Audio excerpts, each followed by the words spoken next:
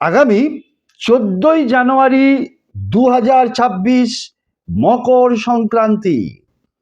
এই মকর সংক্রান্তির দিন যদি নিজের সব ইচ্ছেকে পূর্ণ করতে হয়, নিজের শরীরকে সব দিয়ে সুরক্ষিত করতে হয়, মনের ইচ্ছা পূর্ণ করতে হয়, নেগেটিভিটি দূর করতে হয়, ওই দিন স্নানের জলে কালো তিল মিশিয়ে স্নান করুন। বাড়িতেই স্নান করুন, পুকুরে স্নান করুন, নদীতে করুন, গঙ্গায় করুন, সাগরেই করুন। কারণ কালো তিল হচ্ছে শনির প্রতীক।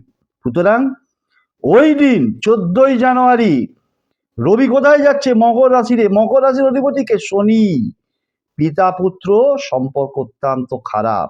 তাই সর্ব বাধা থেকে মুক্তি পেতে ওই দিন স্নানের জলে কালো তিল মিশিয়ে স্নান করুন। দেখুন কিভাবে উপকৃত হন।